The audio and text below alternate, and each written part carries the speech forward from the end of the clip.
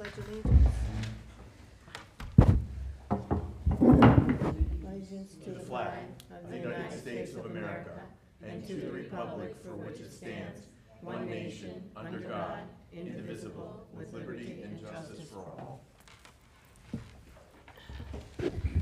Roll call, Ms. Al? Yes. Ms. Alvarez? Here. Ms. Aziz? Here. Ms. Bora? Here. Ms. DePayne? Here. Dr. Peck? Here. Mr. Pirro? Here. Ms. Ratner? Here. Ms. Sharma? Here. Mr. Tufano? No. Mr. Zeichner? Here. Okay, we have a quorum. In accordance with the provisions of the New Jersey Open Public Meetings Law, the Monroe Township Board of Education has caused notice of this meeting to be published, an electronic notice provided by having the date, time, and place thereof posted November 28th, 2024, and December 3rd, 2025, at all schools, on the district website, Home News Tribune, Cranberry Press, and filed with the clerk of the municipality. Thank you, Ms. Allen. You're welcome. Closed session resolution. Whereas the Senator Byron M. Byer Open Public Meetings Act, NJSA 10:4-6 et sec. The act provides that the Monroe Township Board of Education may hold an executive session from which the public is excluded to discuss matters that are confidential or are one of the 9 subject matters listed Section 12B of the Act. And whereas that the board hereby declares that its discussion of the following subjects will be made public at a time when the public's interest in disclosure is greater than any privacy or governmental interests being protected from disclosure. Now therefore be it resolved by the Monroe Township Board of Education that the board shall go into executive session to discuss the following items. Additional items may be determined and announced as needed. 1, pending or anticipated litigation in matters covered by the attorney-client privilege. 2, matters involving employees in terms of their employment and contract. And 3, HIB investigation involving students or HIB appeals. Okay, we will go into closed session right now. Did I actually open the meeting? Did we open it? Till 7, I'm sorry. I was going to make a motion to go into closed session, but Oh, go ahead. okay. And we'll be back at 7:15. Okay, thank you, everyone. Motion to go into closed session? Is there a Second. Motion made and second.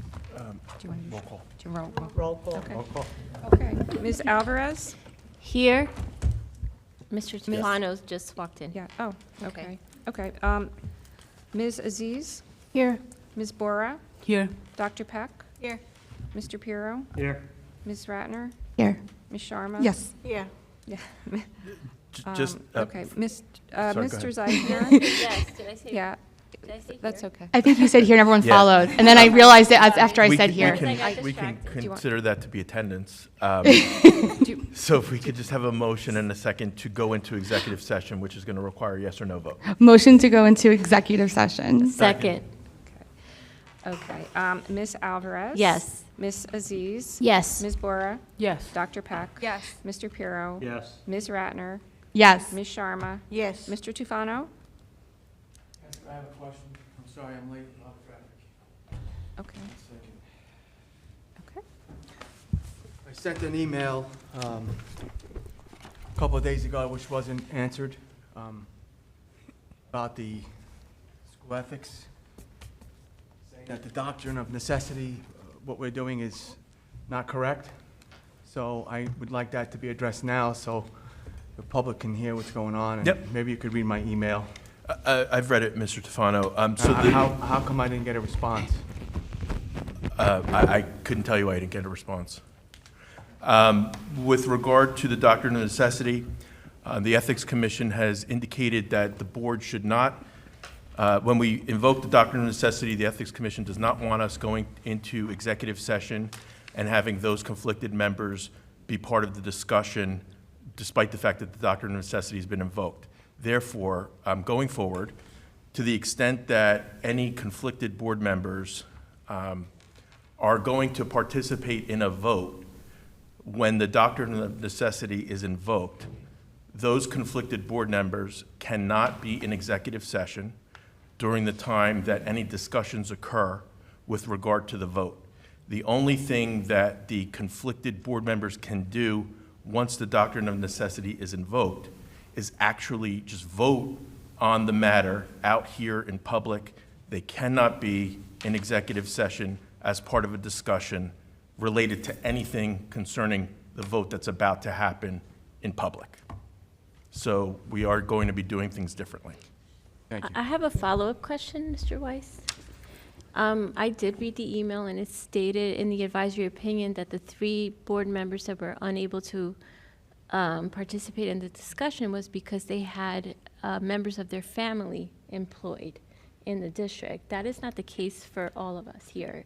Does this still apply to us? Correct. So there are several different ways that one can be conflicted from being involved in participation. One of the ways potentially is when you have a family member who is an employee.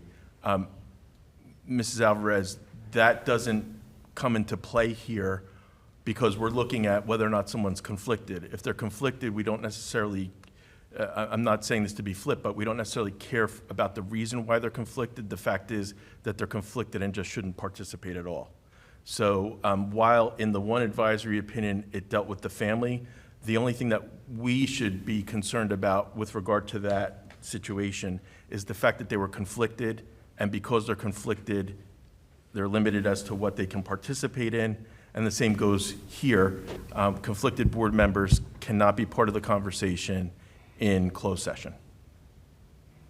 And conflicted, can you just, if you can, just quickly review what conflicted? Sure. implies? So there are many different reasons one can be conflicted. I'll give you for example. If a board member has a member, a spouse, let's say, who's a member of the NJEA, that board member should not be participating in negotiations, and that board member's conflicted. There's other situations that we have here where board members have been involved in litigation, and that creates a conflict such that the board members cannot participate in closed session pursuant to the SEC's recent correspondence. So while there may be different reasons for a conflict, what we're concerned about here is whether or not somebody has a conflict. If they do, they're not going to participate in executive session discussion. But Just, if we're conflicted Superior on this room. and we can't talk about it in executive session, then how can we vote on something that we can't discuss? The Ethics Commission has said that you can vote, but the Ethics Commission has said that you can't discuss, deliberate, et cetera. But how What- do you vote if you don't? If you don't You have don't enough have- information, you can abstain. right. Yeah. Ms. Ratner? Yep. So just to follow up to what Mr. Leichner said, I know that A2417 has like the chart for like the familial relationships and things like that as regards to who's conflicted. Is there another part on the, I don't think it's in that So advisory, A2417 but- is one of the first ones that we ever saw. For those of you who, Sorry. okay, so the School Ethics Commission has issued an advisory opinion back in 2024, I believe. And that opinion is, the docket number is A24-17.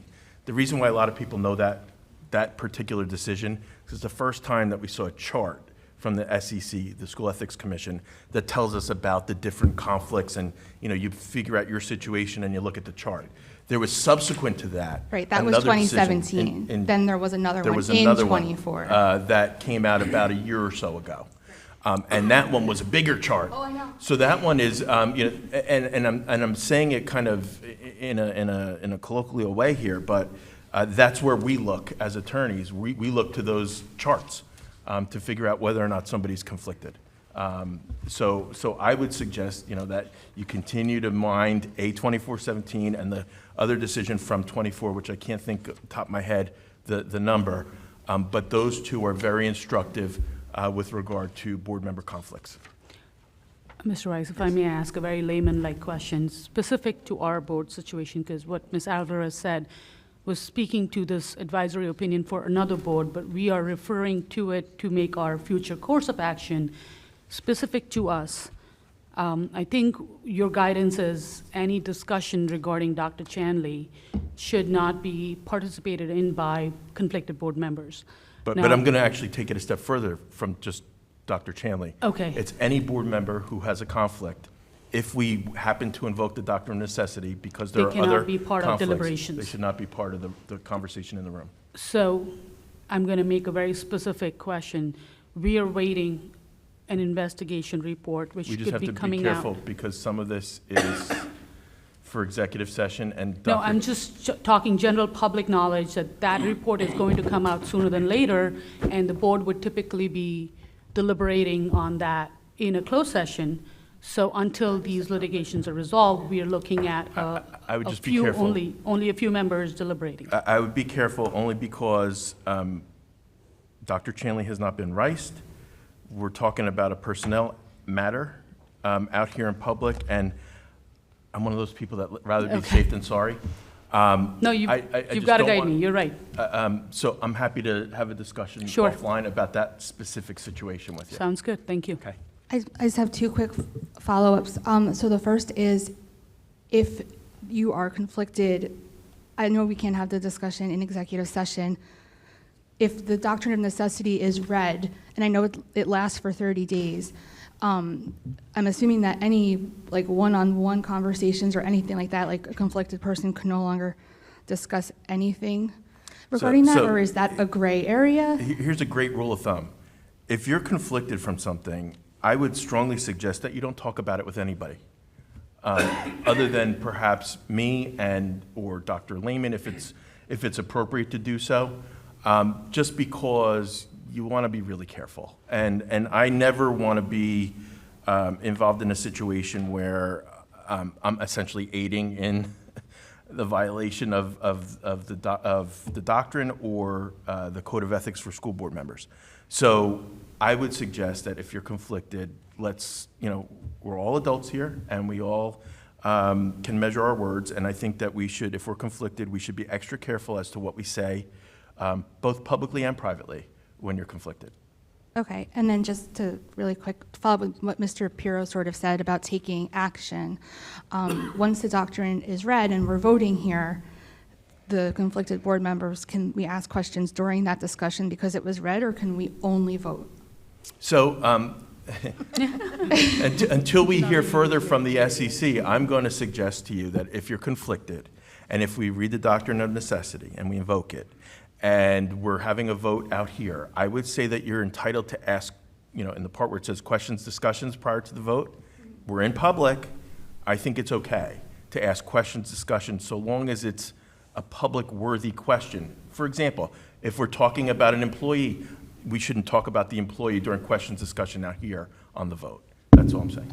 So, so then, the way I'm understanding what you're saying is, if we're all conflicted, our safest bet is to all just abstain, and then we can't be So either way. I can't tell you how to vote, Mr. Pirro, but what I can tell you is that if we invoke the doctrine of necessity, and if we're in public, and if we're voting on something that people who are conflicted on, but they are allowed to vote because a doctrine has been invoked, you are allowed to vote, up, down, or recuse or abstain, but I will never tell you how to vote just because it's a personal choice Well, for you. it's not really a choice, because you're saying that we I think it is, you can. What I'm can't do saying, anything. what I'm saying is How that, do you vote for something that you're not allowed to?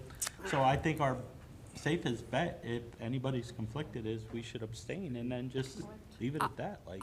I would say you would use the information available to you and then vote the way you feel is right, because an abstain is an automatic no. Right, so if you feel like you don't So have if you enough have the information. information- Can we raise our hands, because we have a discussion going on, and everybody should hear what everybody has to say? And I don't want people jumping in on each other. Okay, so Ms. Ratner? Right, I was just sort of going to follow up on what Ms. Bora said, as Ms. Bora was then following up, but essentially, I think Ms. Alvarez had actually said it, if you feel like you have enough information, regardless of not being able to ask before, you can vote. If you feel like you don't have enough information, and it's a topic where you can't ask questions out here, then you can abstain because you don't have enough information. Or you can always obviously recuse if you feel like that's the most appropriate thing to do as well. So even if we abstain, it's a no vote. So Well, the voting system could be wrong also, and could be right also. so, Ms. Because- Sharma, an abstention is not necessarily no. it's not. It's not a no. Okay. It kind of cedes to the majority, whatever the majority is. But it's not a yes and it's not a no. An abstention is, I'm not taking any action on this. No, I And understand, but if we don't have If you don't have proper enough. information enough and don't understand and don't agree, how are we going to vote yes or no? So- And it's not right for the person also, you know? Right, and so. Like we're making wrong decision. All I can say is, Yeah, no, I what you're not understand. allowed to do is you're Yes. not allowed to make votes that are arbitrary or capricious. Yes. So if you think your vote is not arbitrary or is not capricious, and there's a reason behind it, and you feel you have enough information, you're allowed to vote. Yeah, I That's- get it, okay. So who all will be attending the meeting today then in the closed session? So we're not discussing And it- that issue Nothing to discuss in closed. in closed. Yeah, I know. We can yeah. all go in. We can all go in. We all can go, yes. But we will be, just so the public's aware, there are Okay, two thank you. items on tonight's agenda for which a majority of the board are conflicted. So when it comes time to vote on those two items, I would hope that the board's going to invoke the doctrine of necessity out here and vote out here. Okay? Okay. I'm sorry. You said the doctrine is good for 30 days. Are we still under the other one? No, we're not. Oh, no. is- Okay. So, from my perspective, I'm always going to suggest that the board invoke it fresh every time, just so that there's no issue. I have to finish taking roll call, or the roll call. Oh, sorry. It's We finished the okay. roll I think call. we've, A point of order, I think On going into closed? we did the roll call, I think, up to Mr. No, Tufano. Mr. I- And, Zeichner. Mr. right, Zeig- up to Mr. Tufano, Yes. and then it would be And then Mr. Mr. Zeichner? Zeichner. Yes? I'm a Okay. no, so- Ms. DePayne? I'm Oh. sorry? Mr. Tufano's a no. You're a He doesn't no. wanna go Oh, into wait. closed session. What was that? I'm Oh, sorry. No, I didn't okay. wanna- It's for closed No, we're session. voting. This is just for closed yes, I'm session. sorry. No, it's for closed I session. thought it was the doctrine. No. Okay. Right. And Okay, and Ms. DePayne? Yes. Yes, okay. Motion passes. Okay, very good.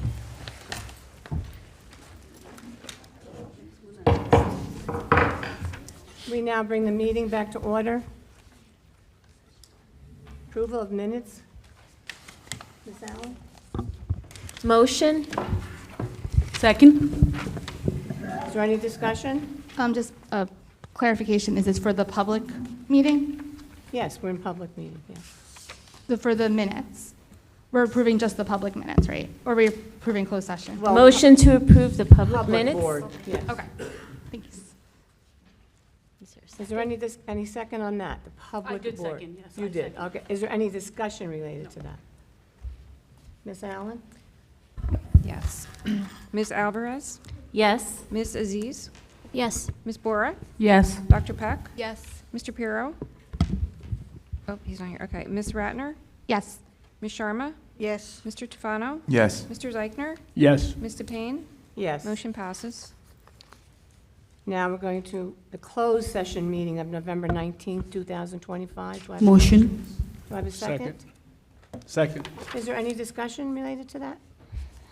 Ms. Allen? Yes. Ms. Alvarez? Yes. Ms. Aziz? Yes. Ms. Bora? Yes. Dr. Peck? Yes. Ms. Ratner? Yes, but recuse on the portion where conflict exists. Ms. Sharma? Yes. Mr. Tufano? Abstain. Mr. Zeichner? Yes. Ms. DePayne? Yes, Motion passes. thank you. You're welcome. Student board members report? Hi, everybody. I hope everybody's still a little excited to hear this. We're going to begin with Mill Lake Elementary School. Mill Lake has enjoyed a festive and eventful few weeks as we moved into the holiday season. The PTO holiday gift shop was a tremendous success thanks to the amazing parent volunteers. The school was transformed into a winter wonderland where students joyfully selected gifts for their families. They extend their sincere appreciation to everyone who helped make this tradition shine. This year, they welcomed a new holiday tradition, the Elf on the Shelf, Millie, named by their students. She has brought lots of smiles and mischief as she pops up in surprising places around the school each morning. The Gingerbread Festival is on December 18th, where the kindergarten students will participate in the annual Gingerbread Festival, a fun and creative celebration that brings the magic of the season to life. December 19th marks the 67th day of school, a highlight of their 12 days of holiday fun. Students and staff will wear 6-7 festive items for the occasion. Another fun event during their holiday fun is the Mill Lake Annual Sing-Along, led by Miss Day. They're hoping for a few special visitors. They also proudly congratulate Mill Lake's recipients of the 2025 Governor's Educator of the Year Awards to Mrs. Susan Hoy Koloki, third grade special education teacher who was named Teacher of the Year. Now moving on to the Woodland Elementary School. During lunches, students participated in the SEL Extravaganza, marking Period 1 rewards. This SEL incentive highlights skills students build every day, focusing on kindness, empathy, teamwork, and responsible decision-making. Students were awarded for their self-management and responsible decision-making throughout the marking period to earn raffles for Extravaganza. As part of their ongoing commitment to supporting the literacy at home and at school, each Title I Ready to Rise student received a book to take home and enjoy and foster a love of reading. Mr. Dale, the student council advisor, coordinated the student council officer elections. Candidates prepared speeches for the students at Woodland, and each student had an opportunity to vote. Mrs. Newcomb and the grade 5 character crew are leading our Toys for Tots fundraiser. Donations will be collected until December 19th. The Woodland/Mill Lake PTO organized a holiday shop. All students had an opportunity to shop for their families and friends. The Unified/PALS committee had organized a 12 days countdown to winter break with fun and festive spirit days. And now we'll be moving on to Barkley Brook Elementary School. They're very pleased to announce that the 2025 Governor's Educator of the Year Award winners were also in Barkley Brook School. Teacher of the Year was given to Mrs. Noelle Batzatelli, grade 1 teacher. Educational Services Professional was given to Mrs. Brittany Ragusa, school counselor. Educational Support Staff was given to Mrs. Michaela Raimondi, paraprofessional. They're really grateful for all they do for the students at Barkley Brook and are very proud to have them represent the Barkley Brook Elementary School. Barkley Brook continues its partnership with Parker at Monroe, a local senior assisted living facility. In November, Barkley Brook welcomed several residents for a visit with Miss St. Mary's second grade classroom for a STEM activity. Students and residents explored Osmo Monster, an interactive learning tool that blends hands-on drawing with digital animation. Using an iPad and Osmo's reflective technology, their illustrations sprang to life on the screen, sparking creativity, inspiring storytelling, and fostering meaningful intergenerational connections. Now moving on to Brookside Elementary School. The third grade participated in Balloons Over Broadway on November 26th. The students created imaginative parade floats featuring a moving character or animal as part of a hands-on STEM project. All of the projects were displayed in the cafeteria. Brookside held their family math night on December 4th. They had an excellent turnout with over 125 families attending to complete a variety of math challenges. On December 2nd, Brookside had their winter concert. The students did an incredible job performing and put on a great show. They had a tremendous parent turnout. The Brookside Band and Chorus will be forming for the entire Brookside student body on Tuesday, December 23rd during the school day. And now we'll be moving on to Oak Tree Elementary School. Oak Tree ended the month of November with beautiful balloons over Broadway created by the third grade students.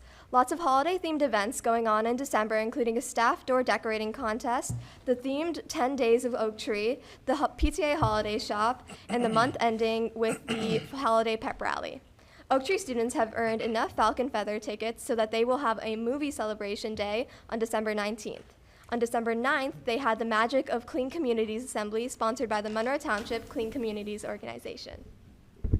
Now moving on to Applegarth Elementary School. Their student council is sponsoring a gift drive, which has been ongoing through the month of December. Thank you to the Applegarth and middle school staff members who have also contributed to the drive. Unified Winterfest was on Monday, December 8th.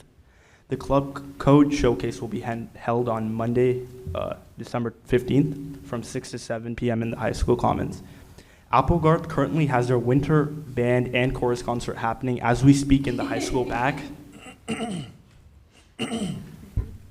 And now we'll be moving on to the middle school, who wants to begin with this announcement by thanking the middle school parents and staff who made the parent-teacher conferences so meaningful. They know how important communication is with parents into building a strong partnership to ensure that all their students reach their truest potential. On November 20th, the Young Actors 6th grade put on their annual 6th grade performance of Leap Day. It was very well attended and shows that the future 7th and 8th grade play will be in good hands in the coming years. The Monroe Township Middle School Chamber Singers performed at Clearbrook Tree Lighting and Sing-Along on Tuesday, December 2nd. After the performance and sing-along, the singers mixed and mingled with members of the Clearbrook community, enjoying cupcakes and conversation. On December 6th, Monroe Township Middle School held its 6th grade band concert. The event was very well attended as the 6th grade band has shown their skills and talents. As always, the middle school is very proud of their students. This morning, the middle school held their first Student of the Month breakfast of the year, recognizing the students from September, October, and November. Parents and staff were invited to celebrate the students and their achievements. While we recognize these students monthly, they also have these celebrations quarterly to provide more of an audience to recognize them. On December 16th, they'll be holding their annual Monroe Township Middle School Winter Chorus Concert. Come out and see their wonderful award-winning chorus perform. A great free evening to break up the cold days. The students at Monroe Township Middle School raised $2,750 for the Mama Mare Foundation. The students bought multiple items to help support the cause. Mama Mare helps people with breast cancer by supplying meals, wigs, or help in any way needed.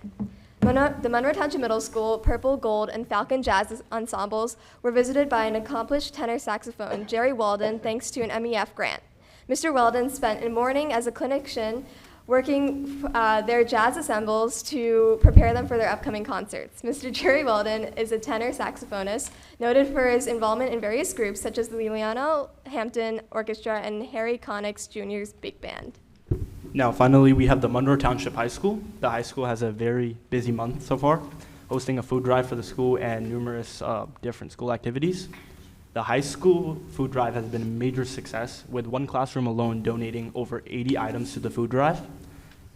The past marking period, the National Honor Society inducts have also been showing their commitment to the community service, accumulating a total of over 1,442 service hours. And on December 15th, they will be hosting a letter writing event to the local healthcare workers. The Emerging Innovator Awards have also named one of Monroe seniors as one of their top 100 emerging innovators. Congratulations to Avika Agarwal, who received the honor.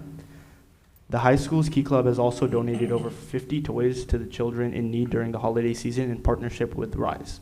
A special thanks to all of the students who make these achievements possible every month. We as a school district appreciate the hard work each and every one of you put forward. That concludes our report. Thank you.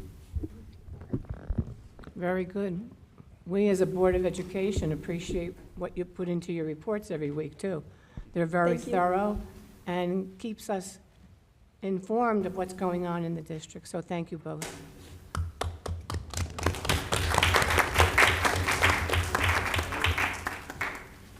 Right now, we have presentation of plaques to outgoing board members.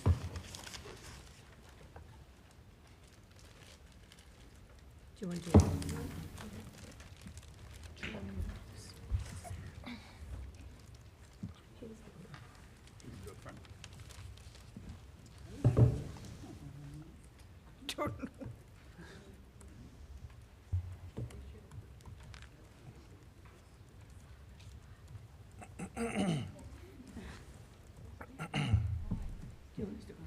Let's go front. Yep. You want to read one first? I think Charlie's going to do one first. Okay. Second. Yep, so the mics are here, and then we can go, you and I can go front. I'm gonna stay here. Presented to Sarah Azee. Use the mic, Charlie. I'm not loud enough. Presented to Sarah Azee in sincere appreciation for dedicated service to the students and the schools of Monroe Township while serving as a board member of the Monroe Township Board of Education.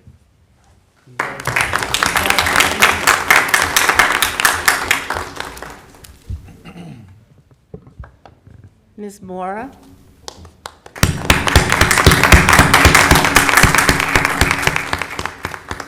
Ms. Mora, this is presented to you with sincere appreciation for dedicated service to the students and schools of Monroe Township while serving as a board member of the Monroe Township Board of Education, January 2022 to December 2025.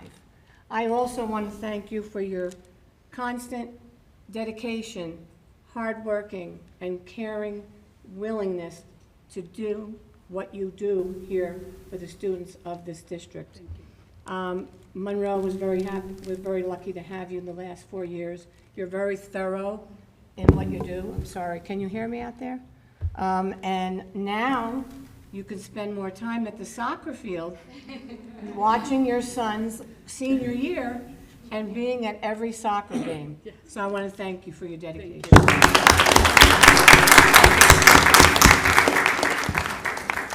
I just want to check if Mrs. Fabiano is on virtually. Charlie again.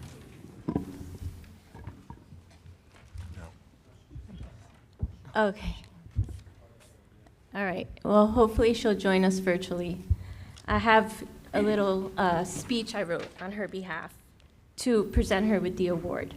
So good evening, everyone. Tonight we gather to recognize and celebrate someone whose dedication, leadership, and heart have made a lasting impact on the Monroe Township School District. Katie Fabiano began her term as a board member in January of 2022. From her very first day, she brought with her a deep sense of purpose and unwavering commitment to our students and a thoughtful, steady voice that helped guide this district through both challenges and accomplishments.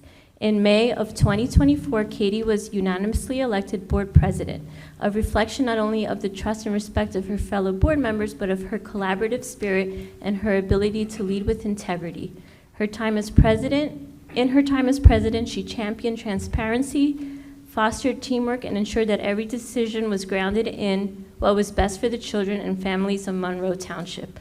Although her service concluded early in July of 2025, her departure was for an important and understandable reason, a move out of state. While we were saddened to see her go, we are deeply grateful for the mark she leaves behind. Katie, your contributions have strengthened this board and this community. You have helped shape programs, policies, and priorities that will benefit students long after this moment. On behalf of the Monroe Township School Board, our staff, our students, and the families we serve, we thank you for your years of service. We sincerely appreciate the time, energy, and passion you poured into this district. Oh, okay. It is our honor to present you with this plaque in recognition of your outstanding service and leadership. May it serve as a reminder of the positive difference you made here and the esteem in which you are held. Katie, thank you for everything you have done, even when faced with adversity time and time again. You have and will continue to be missed. Congratulations. I heard you're on now. No. You're muted.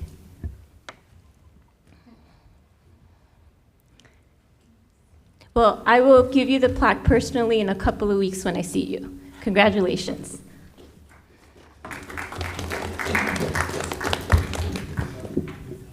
Congratulations to all three women tonight. I mean, you have to dedicate a lot of time and effort, and they have. And so I'd like to thank them. Next are the student and staff recognition. Yep, so Mr. Berendica, if you'd like to take the mic, we'll go up and meet you up front. This is our student staff recognition for our winter seasons, fall season, then our winter recognition.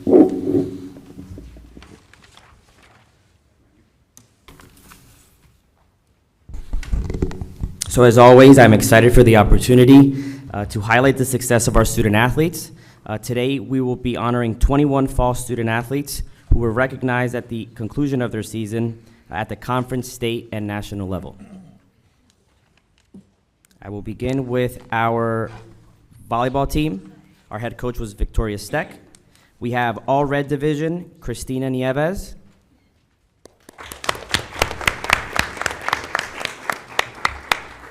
And we also have Christina Latosh.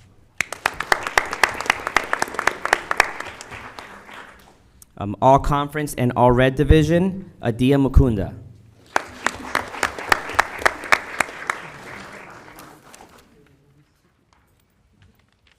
Next up, we have cross country.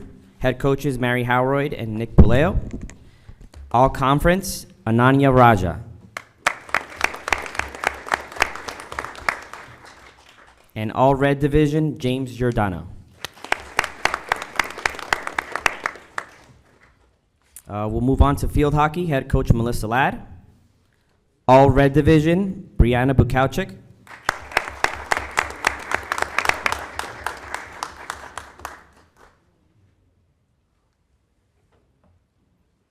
All Red Division, Victoria D'Souza.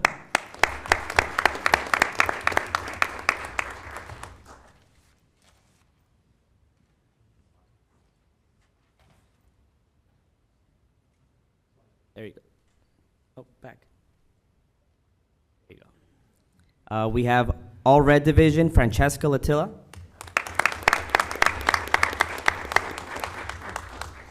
And All Red Division, Dua Majid.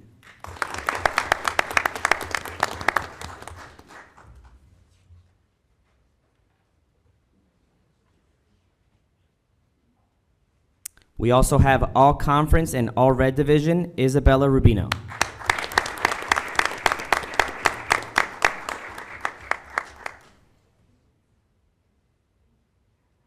All right, next up, football, head coach Nicholas Isola.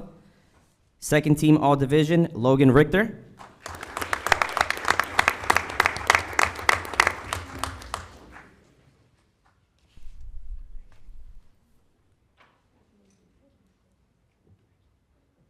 Second team All Division, Jaden Badillo.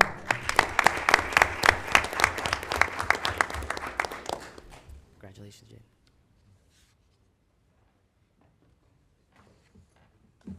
And first team All Division, Julian Hughes.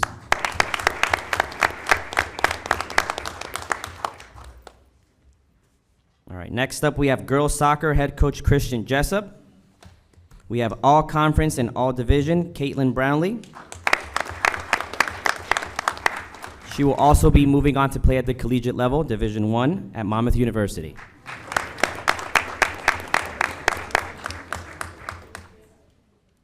We have All Conference, All Division, and All State, Isabella Sigmund.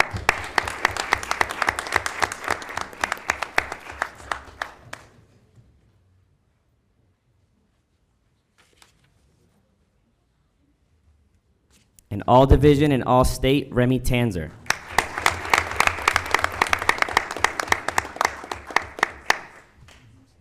All three of them also were honored to play and represent MTHS at the Conference Senior Showcase this year. And next up, we have boys soccer. I am going to ask Coach McKenzie, who is here, come up top. Join you guys so we can. All right, first up, we have All Division, Dominic Duarte.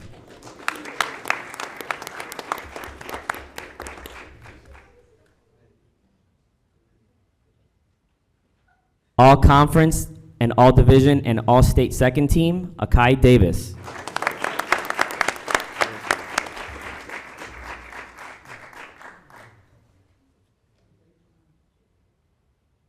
All Conference, All Division, and All State third team, Christian Tay.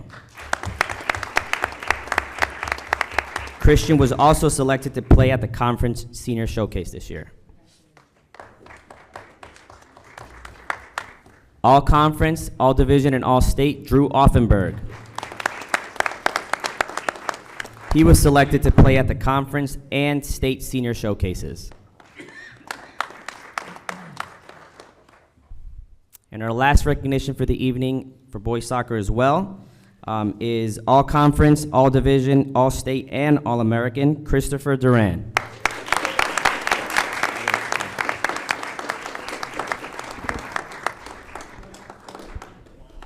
He goes by FIFA, so we do have a list of a couple other accolades, and we did want to highlight a couple of things. He was a Conference Player of the Year, the Section Player of the Year. He was also selected to play at the Conference and State Senior Showcases, and that All-American title that you see there is not easy to come by. We have had only one more All-American in the past, so he's the second All-American in school history.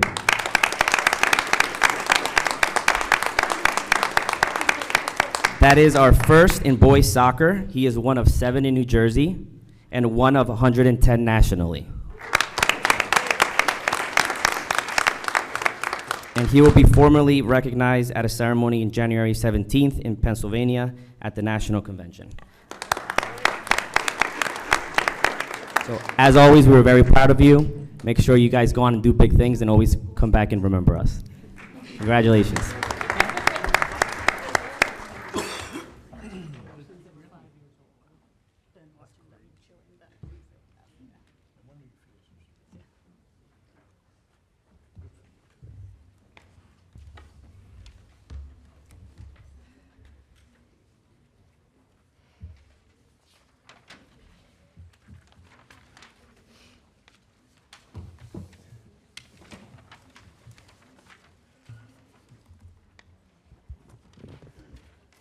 Okay, great job to everyone. Thank you so much for representing the school district as good as you have this year. Next is our committee reports. Anyone like to? We didn't have too many this month because it was a short time. Yes. I'll give the minutes for the curriculum, co-curricular athletics and pupil personnel committee meeting. The committee met on December 2nd, 2025. The main agenda item for this meeting was an update on the launch of esports in the high school by Mr. Meralda. He shared that starting December 3rd, the first group of students from MTHS esports team will be competing in the Contender League of Garden State Esports. This pilot for the Winter League had been launched as a pay-to-play opportunity for interested students, and there were no auditions or tryouts. The Spring League will expand into the middle school as well. The only game for the Winter League is Mario Kart 4, but in spring we can expect to see Rocket League and Valorant added to the mix. This program is not going to be using any district budget this year. As the interest in the program increases and we reach the varsity sports level of competing leagues, the financial setup of this program can be revisited. This launch was made possible in large parts due to donations from 3 local businesses, for which we are grateful. The cost of running the program, besides these donations, was recovered as participation fees from the interested students. Please do reach out to the MTSD Enrichment Department for any more information on this new addition to our co-curricular offerings. Next, Mr. Schneider briefly addressed the committee to assure that option 2 was still live and being availed by 321 seniors. There is a deadline for applying to option 2, which is during the course selection in junior year. The seniors that missed this deadline and were trying to join in marking period 2 were informed that they did not have that option any longer. This resulted in some false information being shared by a student representative, Aditya Arora, shared with him by the students. And so he advocated for bringing back option 2 in the last board meeting, but we know that everything is as it should be. Option 2 is still going to be continued to be offered in the future years. And that concludes the curriculum report. Thank you very much. Ms. Ratner? Yeah, I just had a question, and just a quick comment. Kudos to you for advocating for that program. As far as the esports, I just wanted to, I guess, get clarification on this, because I know this is not a new thing, but it's newer to Monroe. And we've talked about like the varsity level. So this would to be considered a sport, or is it a club? So this is an enrichment activity, and that's how we're beginning this. We see this evolving into a sport at some point. That's the trajectory and the path, and in doing so, it will merge into our operating budget. It'll be a part of what we live and breathe, and we anticipate at some point it actually being an NJSIA sanctioned activity as well. Okay, thank you. Yep. Oh, and then I have my report. I just have to pull it out. Yeah. Okay. So the Legislative Advocacy and Community Engagement, as well as the Citizens Advisory Committee, met in a combined meeting on December 2nd. The Board of Education's members present were myself, Mrs. Z's, Ms. DePayne, Dr. Peck, and Ms. Alvarez. The district administrators in attendance were Dr. Lehman and Mr. Meralda. The committee began by finalizing the advocacy letter, always a work in progress. We modified the letter to reflect the questions asked on the Department of Education funding survey, and we also added a request for senior citizen supplemental stabilization aid, that's a mouthful, which provides an additional subsidy of $500 in state aid per student for municipalities with a high percentage of senior citizens. This is something that was in place prior to SFRA in 2008. And some of the municipalities that are in a similar situation as ours have asked and advocated for this with their legislators as well on the state level. So there was a bill as recently as 2024 about this. We discussed sending the letter to the Department of Education officials in addition to our elected officials, and we're hoping that we will be able to send this out and have it on our website shortly. The next item was a discussion on the creation of the school calendar. Dr. Lehman explained some of the factors that go into creating the school calendar, and there was a discussion about some of the concerns brought up by board members and residents in the recent few months. As we know, the calendar is certainly a puzzle, and so we appreciate understanding a lot of the work that goes into it and we look forward to seeing it in the next month or two for the following year. Finally, there was a discussion about community engagement. The committee discussed ways of engaging local groups such as the Senior Advisory Council and our local PTOs. We look forward to continuing finding ways to collaborate with our local groups and others besides these that were listed as part of our board goal this year. Thank you very much. Anyone else have a committee report? Yes, Mr. We Perry. didn't meet, but I understand, Dr. Lehman, we may have some news regarding Applegate School that the public would like to know. Sure. So we shared with the Applegate staff, and a message will go out to the parents. We're looking at the Monday, December 22nd, as our first day back at Applegate School. The building will be open several days the week prior to that in terms of staff having access to it. Materials will be moved in the weekend before, and that'll give an opportunity to kind of get resettled in before we take the winter break, and we can come back January 1 or right after winter break with a fresh start and occupying Applegarth, as it stands. So that is hot off the press as of midday today. That is the revised, updated timeline from our contractors. Thank you. Does anybody have any questions? No. No? No, but I did have, was there any other committee reports that needed to be read? Okay, don't so think just for finance, because we did not meet, Right. but we had a couple small items on the agenda, which we decided to just have a discussion here in the board meeting. The board was looking for an update on the training and onboarding of Just FOIA for the new Oprah system, and then another update on how the Genesis payroll onboarding is going. So Ms. Allen, if you would be so kind to do that. Sure.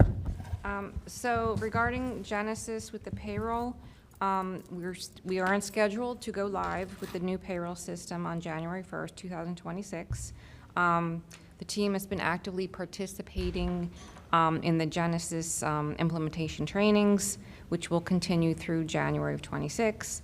All the employee payroll data has been transferred successfully into the new system, and we've begun running parallel payrolls to validate the accuracy. So that's going as planned. There's no snags. Everything's going well. Yes? So for the employee aspect of it, whatever processes they were following, have the employees been trained on, or would They're this be? being trained. Yeah, the employees are being trained. The Okay, and staff, so- for the payroll staff, yes, so that they will be ready to go. So that is the Genesis update. The Just FOIA update, so that is the Oprah system that we will be using. We've been training I think every week now. I think it's been 7 sessions so far where we've been training, getting the program, the form, getting it the way we want it, customizing it to our district, and learning the whole system, basically. So we have, I think, one more training next week. The system is we're planning to go live on December 22nd. And it's been going well. We've got, they provided a wealth of information for us and resources. So it's been going well. December 22nd is a big December date for us. 22nd. So when and what does the public see as an impact of this change? So for the public, they're still going to go into our website, into the Oprah, and they're going to see the form that is required, with the required questions that we have to ask, as well as some additional information that is optional if they want to provide, just to make it easier if they want to express, to make it easier for us to fill their request. So that's what they'll see. The system is very, it's going to automate everything. So they'll get responses. They'll be able to go in and see where the status, and they can even go in and see previous Oprahs that have been requested or filled. So it'll be built into that. Was there supposed to be like a dedicated portal where they would be going? So when do we It'll be inform? on our website, yeah. It'll be on our dedicated website, so where, yes. okay. Yep. So that link to that So we portal. will, put something out so that everyone is aware. And if somebody did not use that portal and just sent in a written form or something, that our staff would put it into that portal? Yes. Okay. Yep.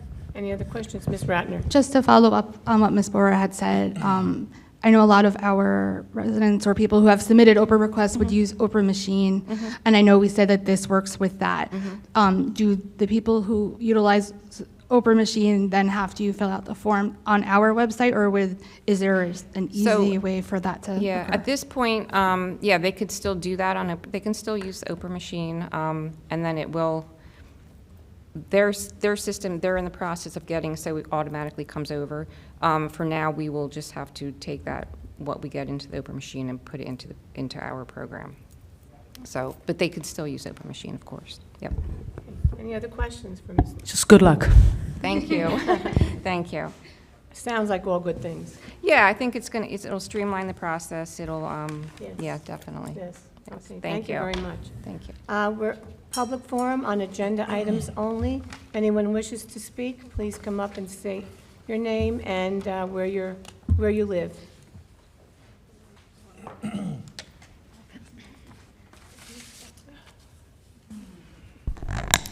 Good evening, Chrissy Skirby, Monroe Township. I want to start off by saying thank you, Ghazala. I think there should have been a much longer list of accomplishments read this evening of what you have done for this community, and you should be celebrated for everything you have done. You have been a pillar of strength here in our community. You have advocated tirelessly for students, for our staff, and for the community at large. I am happy that you and I had years to serve together on this board, and I believe that you truly did make an impact on thousands and thousands of students' lives. I admire you for everything that you have done and you have gone through. Being a board member, it's not easy, and it's not a thankless job.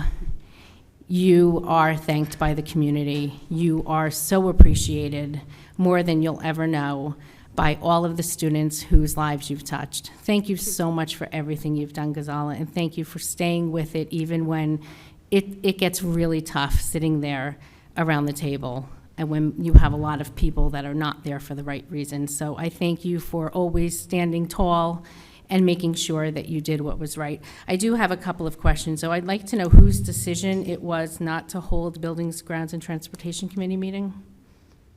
Is anybody going to answer since the president of the board just walked away? Do you want to ask all your No, questions first? I would like to know whose decision it was. So I met with all the district personnel relative to their agenda items, and in terms of BG&T, there were no imminent contracts to approve or share bids or anything like that. And with the quick turnaround since the last board meeting, we determined that meeting didn't need to occur. And finance, was it the finance chair's decision to cancel the meeting?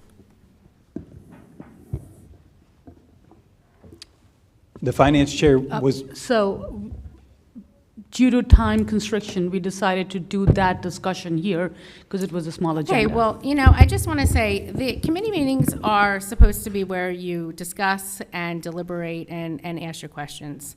And for transparency, they're recorded. So there should not be private meetings being held, phone calls being made. Those conversations should be held in public like they've always have. That's a failure of transparency. For the donations for esports, is that on the agenda this evening for approval? You said there are donations from local businesses? I don't believe we do have a donation from a local business. If I may add, Dr. Yeah, go Lehman, for I it. think the Monroe orthodontist was approved last month. Yep. I'm not sure if the bagel one was also approved last month. And that was for the esports program? Do Yep. we have a total for donations for esports? And you could answer that after. I have one last question for Ms. Allen. I asked last month when the discussion was about the health insurance premiums, going to Aetna private health care is a 24% premium increase. You couldn't answer, but I wanted to know tonight if you could. What is the estimate in dollars that a 24% in premiums means? We don't have that information yet. We don't have the final enrollment numbers yet, as it's I know, but an ongoing. estimate, I don't- in the millions, correct? It would be. Yes. I don't think that's an agenda item tonight. You're correct, it's not an agenda item. Yes, so we won't be able to answer. Save it to the next. Well, she answered me, it's in the millions. So is there an answer, though, on the total amount for the donations for esports?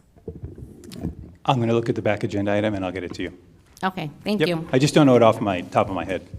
Okay, and I don't know if it was listed in any agenda that it was for esports. I don't recall that. Yeah, the donation tonight is for enrichment services in general. And then I'll go back and look at the Monroe orthodontics one from last week and see if that was, or last month, and see if that was identified specifically for esports. All right, thank Yep. you.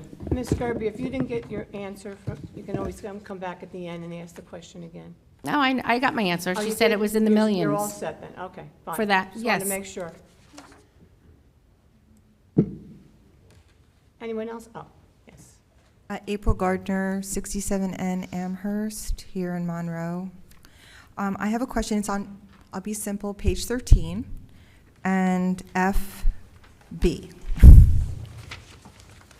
So I'll read it. It has to do with previously submitted list of requests for field trips. So I think that field trips are one of the most important things that lend to learning and development of students. So I was wondering, the list isn't here, it was previously submitted, and I wanted to find out if the district takes advantage of the free opportunities from the Zimmerly Art Museum at Rutgers University or the Princeton Art Museum. The Princeton Art, I actually was a volunteer there for a really long time at the Princeton Art Museum. And they are free, and they also include a creativity lab with different types of tours. Free 1-hour tour with a connected creativity lab devoted to culture, of art, or literacy, embedded art. And I would think it would be wonderful if our district took advantage of the free opportunities, because there's such a universal and wonderful exposure. I didn't see the list here, but I just wanted, if it's not on the list, to suggest that it be on the list in the future. Wonderful for middle school and high school students across the disciplines. And the Zimmerly is the largest, they house the largest collection of Russian art here in, I think, on the East Coast. It's really wonderful. So free is free, my favorite 4-letter word, free. And I didn't see the list, but just as a suggestion. Thank you, yeah, and they're not currently on the list. What we do is we approve them as they're submitted to attend, and that list is a monthly list that we submit. So they're not currently on the list, and I don't recall us attending there, but I will certainly, I wrote them down. I'll share them with our supervisor of arts, and just so he can share it with the staff and see if those would be a curricular alignment with anything we have going on. I can give you the name of the woman who runs it. Their online system isn't up yet, but they're putting in tours at Princeton now, beginning in March till the end of the year, and for next year. They have an online system, but it didn't go active yet. Okay. And all you have to do is call the Zimmerly. All right, thanks. Thank you. Thank you.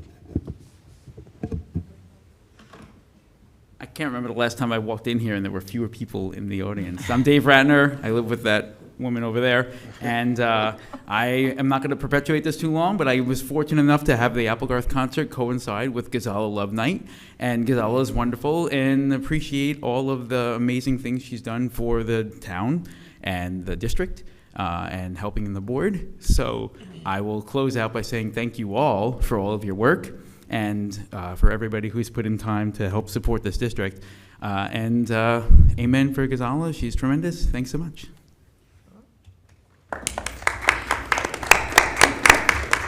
And thank you, Mr. Ratner, for what you do for this district, with our music program. And the middle school singing down at our school board's convention, opening it up.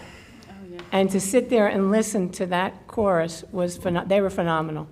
I mean, there was tons of people listening to them, and it was just a wonderful way to open conventions. So thank you for your time, too, Mr. Ratner. Is there anything else? Anybody have any questions about anything? Nobody else in the audience? Okay, we'll go on to the superintendent's Sure. report. So just, there's a lot of highlights. Our student board members did a phenomenal job on touching on many of them, but we have all our winter concerts. Tonight was our Applegarth concert. If things were set up differently and we got out in time, I was going to invite us all to walk down there and listen to it, but I believe it's over by now. We had Winter Wonderland events this week. We had a unified winter celebration, and we had the Red Cross. I would call it a similar to the Haunted High School event, scaled down a little bit, but we had Santa Claus there. I saw Elsa there, so it was a great event. And then we also have, in terms of curricular programming, was able to catch a few of the engineering and design mid-year presentations. I know Ms. Bora was there as well. Tremendous, and those mid-year presentations evolve to the final year presentations, and there's usually prototypes associated with the projects they presented, solving problems in the world. So excellent presentations, and in a tremendously busy time of year. But one thing I wanted to highlight this week was we spent Monday visiting each of the schools, awarding the Governor's Teacher of the Year, the Educational Support Professionals of the Year, and our Educational Support Staff of the Year recognitions. It's a highlight of the entire district. All the staff, whether they receive the awards or their colleagues are receiving the awards, they look forward to the day. They look forward to recognizing and celebrating their colleagues for their work and their dedication to the community and the students. And we will be recognizing them as we always do in the spring. So it's something we have to look forward to. We typically do it in May. So once we establish the schedule next month, we'll plan that out. But that was something that takes the better part of Monday this week. But everyone appreciates it. Everyone from the transportation staff, central office staff, and then every single school building. You can hear the cheers in the parking lot as we walk and we move to the next building as the names are announced. So I just wanted to highlight and say that congratulations to all our recipients, and we look forward to recognizing you formally in the spring. And with that said, we'll go. Dr. Lehman, if I may just add to what you just said, Mr. Payne.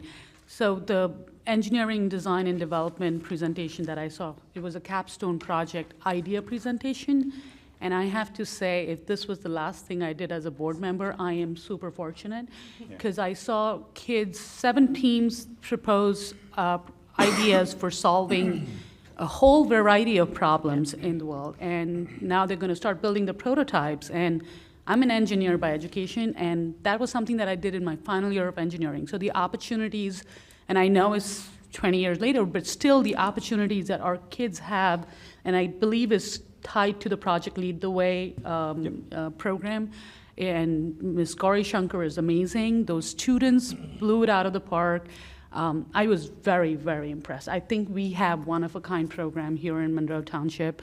And these students have an opportunity that I hope they keep taking advantage of batch after batch. I was thoroughly impressed. So kudos to everybody for putting together such a great program. Yep, absolutely. And the kids network with industry experts all over the country for their projects. Right. So that was just so impressive. Yeah, and just to highlight, we had representatives from Bell Labs on the panel. We had engineers from Jack Tool. They always come, and they've been a partner with us for many years. As well as other community members. Ms. Bora was there. And it's just a great experience. 2 sample projects. One of the problems the students were trying to solve is addressing the affordability of prosthetics and how it's an unreachable solution to many health problems. And they analyzed, they took surveys, and they actually have some ideas on how to create durable, affordable, and their price point is $250 to $350, so we're talking extremely affordable prosthetics.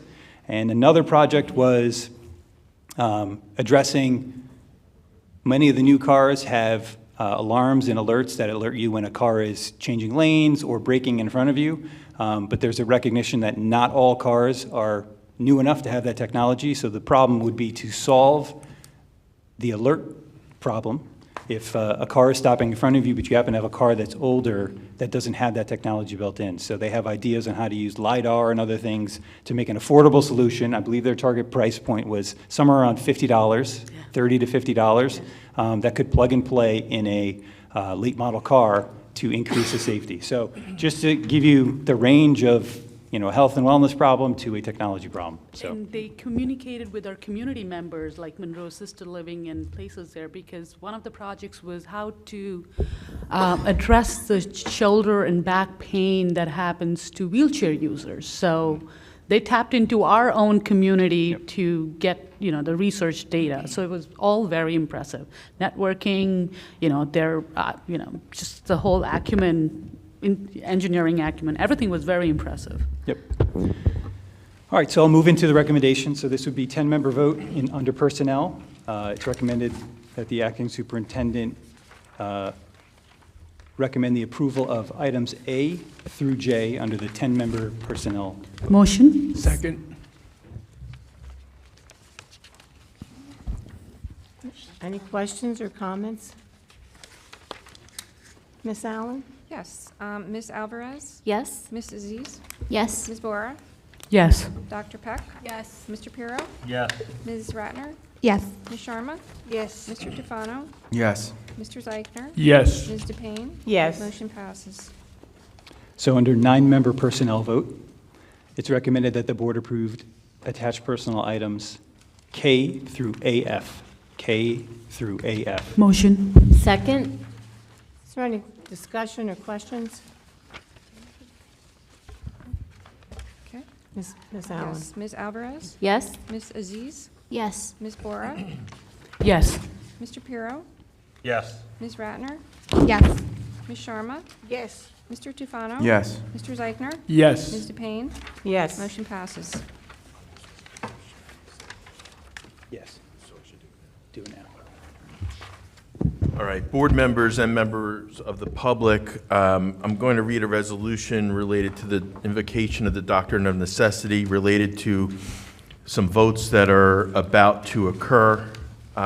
So without any further ado, whereas Dr. Shari Chanley serves in the capacity of superintendent for the 2025-2026 school year, and whereas the board must consider personnel related matters concerning Dr. Chanley's employment, whereupon review of various conflicts of interest of the current board members, it has been determined that 7 of the members have conflicts of interest pursuant to the New Jersey School Ethics Act, whereas pursuant to policy 0163, when a quorum of the board has conflicted interest, the doctrine of necessity may be invoked in order to allow conflicted board members to participate and vote only when the Board of Education has fewer non-conflicted board members than are required pursuant to statute to take action. And whereas, when invoking the doctrine of necessity, the board shall state publicly that it is invoking the doctrine of necessity with the reasons for doing so and the specific nature of the conflicts of interest. And whereas the board policy further provides that it shall read the resolution invoking the doctrine of necessity at a regularly scheduled public meeting, post the notice of the resolution for 30 days, and provide the School Ethics Commission with a copy of the resolution. And whereas the New Jersey School Ethics Act, NJSA 18A12:21, et sec, was enacted by New Jersey State Legislature to ensure and preserve public confidence in school board members and school administrators and to provide specific ethical standards to guide their conduct. And whereas the School Ethics Commission has provided guidance regarding the invocation of the doctrine of necessity when a quorum of the Board of Education is not available because members of the Board of Education have conflicts of interest on a matter required to be discussed and voted upon. And whereas the board intends to vote on issues concerning Dr. Chanley, whereas members of the board have conflicts of interest that would prevent their participation and vote on the matters related to Dr. Chanley are as follows. Carmen Alvarez, Gail DePayne, Peter Pirro, Usha Sharma, and Charles Zeichner are involved in litigation with Dr. Chanley. Sarah Aziz was previously involved in litigation with Dr. Chanley. Kate Ratner's husband, David, is a teacher employed by the board. Whereas, as a result of the foregoing, the board does not have a quorum to vote on matters related to the superintendent's employment, and the board's counsel and the board have determined that it is necessary to invoke the doctrine of necessity. Now therefore be it resolved that the above paragraphs are hereby incorporated by reference, and be it further resolved that the doctrine of necessity is hereby invoked with respect to the board's public votes related to Dr. Chanley, and be it further resolved that a copy of this resolution having been read at a public meeting of the board on December 10th, 2025, be posted in accordance with the board's standard procedures for not less than 30 days, and that the board secretary reflect the same in the minutes of the meeting, and be it further resolved that a copy of this resolution be provided to the School Ethics Commission. Can I get a motion and a second? Motion. Second. Any discussion? Ms. Allen? Yes. Ms. Alvarez? Yes. Ms. Aziz? Yes. Ms. Bora? Yes. Dr. Peck? Yes. Mr. Pirro? Yes. Ms. Ratner? Yes. Ms. Sharma? Yes. Mr. Tufano? Yes. Mr. Zeichner? Yes. Ms. DePayne? Yes. Motion passes. So I'm going to move on to board action, 10-member vote. It's recommended that the board approved board action items A through F. A Motion. through F. Second. Is there any discussion? Okay. Ms. Alvarez? Yes. Ms. Aziz? Yes, except for D, HIB number 297419. I'd like to vote no on that. I'm sorry. I made a mistake. Okay. Is this a G through L you said? No. G through A L. through Oh, E. we're not on number A through F. 13 yet. Sorry. 14, A page through 14. F. A through F. F. Page. Okay, I'm good. Oh, wait. Sorry. Sorry, we're on A. No, we're on Right. G through L. Yes. Okay. G through L. Wait, So you. No, A through E. A through F, A rather. through A F. through F. Page 14. and 15. That's fine. Just for a point of clarification, I think because the first roll call was just to approve the doctrine of necessity. Correct. Yes. Okay, Okay. thank you, That's yes. why I got confused. That's where I'm confused. Okay, so, let me get these. These are board action, 10-member, A through F. Okay. Right. Ms. Alvarez? Yes. Ms. Aziz? Yes, except for D, HIB number 297419. I'd like to vote no on that. Okay. Ms. Bora? Yes. Dr. Peck? Yes. Mr. Pirro? I'm going to vote yes, but abstain on D, both of them. Both of them, okay. Okay. Ms. Ratner? Yes, however, I'm going to abstain on letter A for Dr. Chanley and for Mr. Snyder. I made him a doctor. And I'm also going to, so letter A is abstaining due to conflict. Letter D, I'd like to abstain on both 297851 and 297419. Okay. Ms. Sharma? Yes. Yes. Mr. Tufano? Yes. Mr. Zeichner?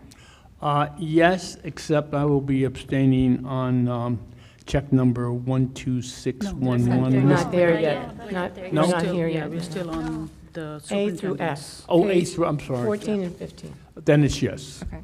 And Ms. DePayne? Yes. Okay, motion passes. So now we're on board action, 9-member vote. It's recommended that the board approved the attached board action items G through L. G through Motion. L. Second. Any discussion? Ms. Ms. Allen? Okay, Ms. Alvarez? Yes. Okay, Ms. Aziz? Yes. Ms. Bora? Yes. Mr. Pirro? Yes. Ms. Ratner? Yes, recuse on, sorry, I wrote letter B, but it's letter H for Mr. Ratner. Okay. Ms. Sharma? Yes. Mr. Tufano? Yes. Mr. Zeichner? Yes. Ms. DePayne? Yes. Motion passes.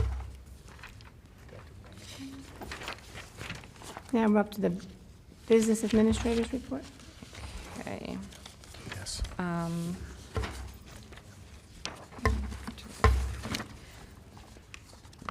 Okay, so, to get to the, sorry. That's okay. Take your I time. know I've lost it. You had it. Okay. It's recommended that board action items A through G under the 10-member vote be approved by consent. Roll call. Motion. Second. Okay. Any discussion? Yes, Ms. Ratner? Yes, I just wanted to thank the Riverside Insights for their donation, or the gift certificate. And then there was also, I wrote it down, the letter G, our donation of the sponsorship from the Monroe Township Boot Club for $1,000. So thank you to both of those groups. Okay. Anything else? Ms. Allen? Yes, Ms. Alvarez? Yes to all, abstain on check number 12611. Okay. Ms. Aziz? Yes to all, abstain on check number 12611. Okay. Ms. Bora? Yes. Dr. Peck? Yes. Mr. Pirro? Yes to all, but abstain on check number C12611. Okay. Ms. Ratner? Yes to all, abstain on addendum number 1 for checks C12580 and 12581 for Mr. Snyder, and for addendum 2 C12611 for law firm of William Coy. Okay. Ms. Sharma? Yes to all, but abstain for check number 12611. Okay. Mr. Tufano? Yes. Mr. Zeichner? Yes, except abstain on check number 12611. Okay. And Ms. DePayne? Yes to all, but I have to abstain on check number 12375 for myself, and abstain on 12611. Okay. So motion passes except for check number 12611. And that concludes my report. One more. Board action, 9-member. Sorry about that. You still have to do a 9-member, right? I'm out of order. Okay, I'm sorry. Okay, so it's recommended that board action items H through J under the 9-member vote be approved by consent. Motion. Second. Any discussion? Ms. Ratner? Yeah, just also wanted to acknowledge the grant for the Unified program. I know that these have been trickling in, like Dr. Lehman had said at the last meeting. This one is for Woodlands for $500, and then we also received 2 donations. So I just wanted to thank our Monroe Public Works Department for their donation, as well as our anonymous donor for $1,000 of supplies to Applegarth Elementary School. Okay. Anyone else? Ms. Allen? Okay. Ms. Alvarez? Yes. Ms. Aziz? Yes. Ms. Bora? Yes. Mr. Pirro? Yes. Ms. Ratner? Yes. Ms. Sharma? Yes. Mr. Tufano? Yes. Mr. Zeichner? Yes. Ms. DePayne? Yes. Motion passes. And that concludes my report. My report this evening, I attended the Middlesex County School Boards Association meeting on Wednesday, December 3rd. The topic was security. And the superintendents from South Plainfield, which is a very small district, and the superintendent from Woodbridge, which has 24 schools. I forgot how many students, 12,000. How many that gentleman has under his purview, spoke that evening about security. I gave Dr. Lehman the printout that was given to us that evening, so he could have that. And I just want to wish everyone a Merry Christmas, Happy Hanukkah, Happy Kwanzaa, and also a happy, safe, and prosperous New Year. And I just want to thank, too, I don't know if we have any students back there videotaping our That's right, that one. board meetings, but I want to thank them for always being here and videotaping the board meetings. Thank you very much for your time. Now, is any other Board of Education business? Ms. Boer. I want to start by saying that next time I talk, I would be on that timer on that microphone. So I hope you all will indulge me tonight and give me 10 minutes. Thank you, Monroe, for the honor and privilege of serving you on the Board of Education for the past 4 years. 16 years ago, I moved to Monroe as a mom of 3 boys, drawn by strong schools, reasonable taxes, and what I soon learned was an exceptional community. I still believe deeply in the strength of our schools and the heart of our community. The taxes, well, that's a conversation for another day. My first glimpse into what a Board of Education could mean for a community came when my oldest was in kindergarten and the district proposed full-day kindergarten. That ballot question failed, but it lit a spark that never went out. And for the next decade, I kept coming back to board meetings, sometimes advocating, sometimes questioning decisions, but always motivated by a desire to improve our schools. Although I've always been deeply involved through PTA, Scouts, and soccer, running for public office was far outside my comfort zone. But by 2021, our student population had changed dramatically, and I felt leadership needed to reflect the community it served. After years of urging change from the outside, I sought a seat at the table, and I'm grateful that so many of you believed in me and trusted me with this responsibility. Long before I got on the board, I had been asking hard questions, and today I'm grateful that many of those long-standing issues have finally been addressed. I repeatedly questioned why Applegate was ignored in the first two referendums, despite being in the most desperate need of repairs. Today, Applegate Elementary is in its final stretch of those long-needed repairs. December 22nd, we moved back in, and all of this without a referendum. I questioned why computer education was not accessible to every student who needed it, and was told we didn't have the space. Today, even with 3 failed referendums and no extra space, every student who wants to take a computer science class has the opportunity to do so. I urged the district to lead the narrative on social media to combat misinformation. Today, district and school social media pages are active, transparent, and community-focused, giving families a direct, reliable source of information. I questioned why our gifted students were being asked to choose between enrichment and extracurriculars by placing enrichment only after school. Today, our talented and gifted students no longer have to choose. More advanced programming is available during the school day. These are just a few of the examples of what we as a community and a district have accomplished in the past 4 years. I do not take credit for the solutions, but I do take pride in keeping taxpayer and student priorities front and center, and in using the vote you entrusted to me with that in mind. The real credit for these and many more positive changes in our district belongs to our exceptional administrative team, our staff, and families who spoke up and stayed engaged. Speaking of the administrative staff, it is no coincidence that for the first time in over a decade, Monroe finally experienced stability in district leadership. Under Dr. Chanley's steady leadership from late 2021 to May of this year, key initiatives were able to move forward. And for a district of 6,500 students, strong, consistent leadership is not optional. It is essential. That is why the events of the last 6 months have been so difficult and disappointing. Since May 5th, our district has operated without a superintendent and without an assistant superintendent, with one person, Dr. Lehman, shouldering both the roles. I respect him tremendously, and am grateful for his professionalism and grace. But this is not sustainable, and it is not fair to him or to our already stretched administrative team. At what was supposed to be the superintendent's annual evaluation, a surprise motion was introduced at 1:30 a.m. to place Dr. Chanley on administrative leave. Some board members, including me, had no prior knowledge of this action, even though it had been discussed by the leadership with the board council beforehand. Serious decisions like that should be discussed with the full board in closed session. That is not just best practice, it is our responsibility.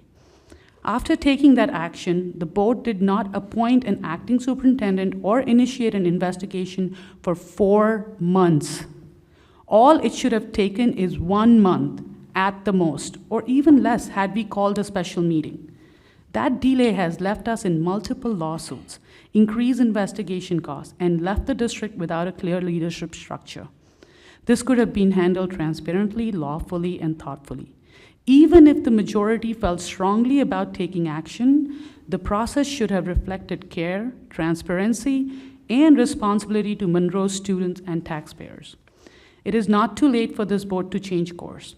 When the investigation report is complete, I urge the board to act swiftly and decisively, share information promptly, call special meetings when needed, and work as a board of 10, not a board of 2 or 6 or any faction. Prioritize the institution over personalities and the students over politics. Monroe deserves nothing less. Over my 4-year term, I have served with 17 different board members across 3 different board configurations, and I have learned something from each of you. I hope I was always respectful, and if in moments of passion I was not, I offer my sincere apologies. Disagreement does not have to become disrespect. We all serve this community in our personal time, and we all deserve dignity. I have never met a board member I agreed with 100% of the time, and never met one I disagreed with 100% of the time. A strong board needs independent voices and courageous, principled votes. When I ran with Kate Ratner and Katie Fabiano 4 years ago, we made a pact that running together did not mean voting together, and we have stayed true to that promise. I am proud of how I served. I stayed grounded in the community, I voted independently, I did not bend to social, political, or personal pressure. And despite what has sometimes been said, I never used my position to seek special treatment for my own children. If anything, being a parent while serving gave me a deeper understanding of how decisions affect families across Monroe. I'm an engineer by education, a business executive by profession, and an immigrant who grew up in India before coming here at the age of 21. Nothing in my background pointed towards serving in public office on a board of education in an American town. So when I was elected, I committed to learning. I prioritized professional development, and I'm proud to have earned the certified board member designation through NJSBA. I have served on 5 different committees, served as a vice president of the board, and I have chaired the finance and curriculum committees over the last 2 years, spearheading several initiatives to benefit the students and taxpayers of Monroe. Balancing 20 hours a month of volunteer service with a full-time job and 3 kids was not easy. My family made sacrifices alongside me. I owe my deepest gratitude to my husband and my 3 sons, who supported me even when they did not wholeheartedly agree with my decision to run, and who stood by me during public attacks, including those that touched them. Some here have called me selfish. If I were acting out of self-protection, my choices would have looked very different. My family allowed me to stand firm in service to the community even when it was hard for them, and for that, I am forever grateful to them. To the people of Monroe, you have been my compass and my strength. You were the reason I showed up month after month, whether it was mobilizing support for the 2024 budget question, seeking feedback, or spreading awareness with clubs, scout groups, sports families, cultural organizations, faith communities. You always showed up.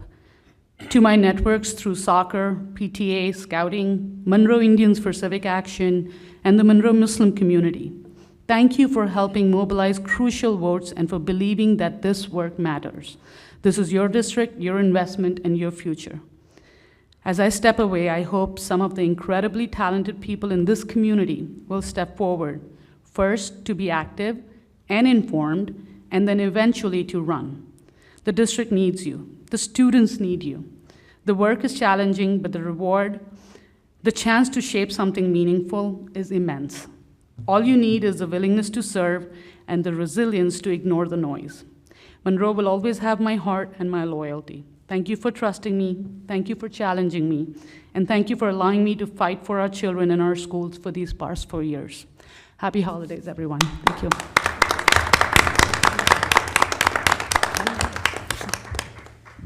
Is anyone else? Yes, Mr. Tufano. 2 things. One, Ghazala, you are an excellent mom, a great community member. You volunteer a lot of your time to help the people in this community, and that's wonderful. You are an excellent board member. You're the perfect example of what a board member should be. Just, you read everything that I was going to say, so. And I'm going to miss you, and I'm still coming by your house because you make a good cup of tea. So I appreciate you and all the work that you did. The second thing I'd like to say is when a member of the public comes up to that podium, it's imperative, whether you like the person or not, to answer their questions. The same rules should apply when an email is sent to you. If you don't like the subject matter or the person that sent it, an answer should still be given. I've noticed that there's a trend lately of emails that are being sent to this board and not being answered. I'm one of the persons that this has happened to, and I asked the lawyer why I wasn't answered, and he had no idea. So I'd like to make sure that people are paying attention to answering these emails from the public and from other board members. Whether you like them or not, they still need to be answered. That's it. Thank you. Mrs. Eames. As I step away from my role on the Monroe Township Board of Education, I want to end on a note of gratitude. When I was appointed on August 27, 2025 to fill the seat of former board president Katie Fabiano, I knew I had big shoes to fill. Her leadership set a strong example, and I'm grateful for the trust placed in me during my time on the board. To our current leadership, Board President Gail DePayne and Board Vice President Carmen Alvarez, thank you for your steady guidance, your professionalism, and the way you lead with both heart and purpose. And to the majority of my colleagues, thank you for entrusting me with the opportunity to serve alongside people so deeply committed to our students and our community. Though my service here has been brief, it has given me a genuine appreciation for the work that goes into supporting this district. I have seen firsthand the dedication of our educators, our administrators, our families, and our community members who show up every day for our students, and it has been a privilege to contribute to that mission, even in a small way. Thank you for the trust, the support, and the opportunity to serve. I wish this board and the community the very best in the years ahead. I hope everybody has a wonderful holiday season and a very happy and safe new year. Thank you. Thank you. Ms. Ratner? So really quick, I just wanted, I know Dr. Lehman mentioned Winter Wonderland. I actually happened to go last night with my son. It was fantastic. Like you said, it was sort of like a scaled down haunted high school, but there were a lot of unique things about it. Like there were a lot of science activities, which my son loved, which I wasn't really expecting at a Winter Wonderland, but it was perfect for him. And, you know, I just wanted to, you know, say kudos to everyone who was involved with that. It was nice to see a lot of the different clubs that were involved. And then I also did want to share just a very little bit about the legislative committee meeting that we had this past Saturday. Vin Gopal was our guest speaker, so that was really exciting for us. This is either his second or third time speaking at our committee meeting for school boards.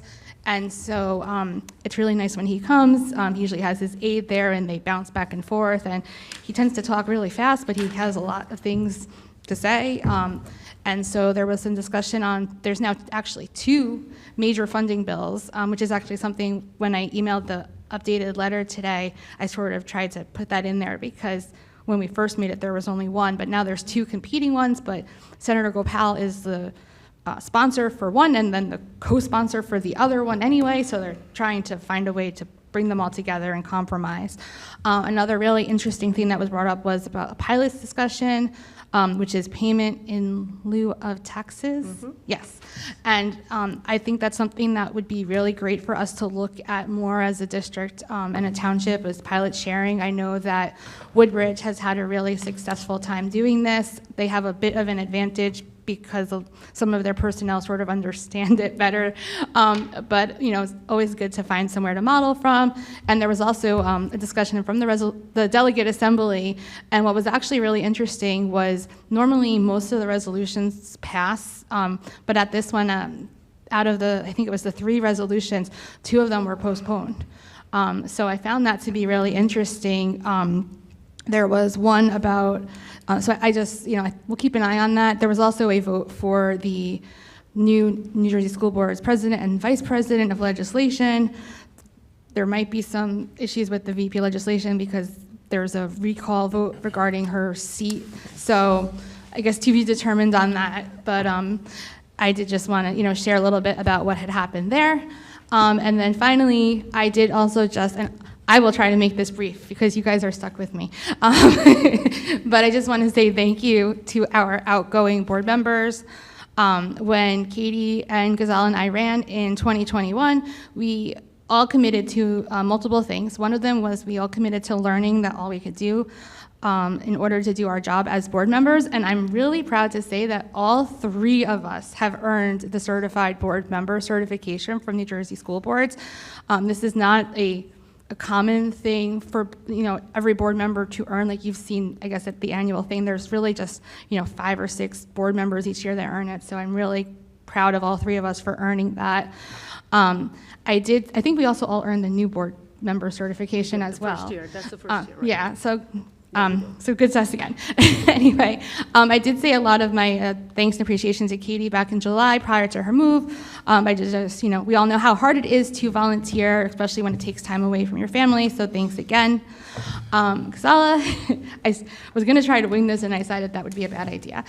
So, I started to write stuff down, but we really have had quite the roller coaster over the last 4 years. There were times when we have been very much on opposite sides, and then there has times when we've been aligned. But I've always been able to talk to you and have a respectful conversation, even if I completely disagreed with what you were saying, and I can really appreciate that. I really applaud your efforts as a board member and the due diligence that you've done. I do have to say, meetings will likely be shorter now, but I promise not to try and fill her time as well as my own, so don't worry. Not a goal of mine. And I really just want to say thank you for all the experience that you shared with me as a mom with older kids and someone who's been in the district and watching a lot of these things that when I first got on the board, I didn't necessarily know as much about. So thank you, and I appreciate all that you've done. Sarah, I know you've only been on the board a few months, but I did just want to say I appreciate your participation and ideas you brought to the 2 committees that we've been on together. There's been some good ideas that I hope we will be able to implement. And, finally, I did just want to say, and this is, a general thing, and you sort of touched on this a little bit, but when the 3 of us ran together, our slate was United for Education. We've accomplished a lot of things over the last 4 years, and I know you've listed a lot of them, but as a board in a township, I still just think this is one that we need to keep striving for. And I think we can only each do our best, but I hope that we will all continue to try and work together for our common goal, which I think we all do share, and it's just sometimes different in what we think is the right way to address that. So thank you all very much, and have a good holiday. Okay, thank you. And another thing legislative I should have drew your attention to. I saw an article in the Home News the other day. My husband, he reads all the papers and he tells me about it, but I think it was Senator Gopal again. Mikey Sherrill, one of her, I guess, objectives when she ran was school consolidation. Oh, yes, that bill was And discussed. that was his, and it was in the paper. And I know one thing that stood out in mind was that New Jersey has over 600 school districts, which is more than the whole state of California. So Mikey Sherrill is going to make that a priority in trying to consolidate the school districts in our state for financial reasons and for other reasons. I know that's part of her platform. So that was actually discussed, which I won't go too much into the legislation that they had shared, but there's always this balancing act because there are a lot of districts that don't want to, lose their local power. Right. However, there is a huge cost savings, both to the district and statewide. Like, I can only tell you, like, the very first district where I taught was out right by, like, Frenchtown, and there were 5. I was in elementary school that was a K-8 district with, like, 600 kids that had its own superintendent, its own board, and we fed into a high school that was Del Val High School, which was its own district with its own board, and we were actually the largest of the 5 districts that fed into it. All 5 districts, one only had 50 kids in their district, so Jamesburg actually looks really big compared to them. But I think that, obviously places like that is a great place to start where they already sort of have that framework in place, but I think that there's going to be more of a push, and I actually did ask about the grant money because they have not renewed that yet, and they had said that it was in the budget for this fiscal year, but they haven't opened up the application yet, so I think they might be looking to open that in January or February, I think is when they normally do it, so that might be something we want to look at as a board over the next couple of months to potentially do the study for sharing services and consolidation of some sort. Right. Thank you very much. Yes. Anybody else have anything to say? Okay, we come to the public portion of the meeting. Anybody from the public who wishes to come up and speak, please list your name and where you're from in Monroe. Hi, my name is Chirag Shah, and my daughter is senior, and I live in Monroe, obviously. So I have a concern regarding AP psychology teacher, Mr. Leons. So he has been absent since, I guess, almost end of September.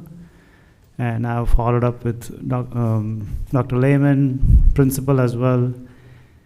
I've just got updates, and sometimes not even timely updates. I'm asking for updates, I find out something, and I don't know why we are waiting since 3 months.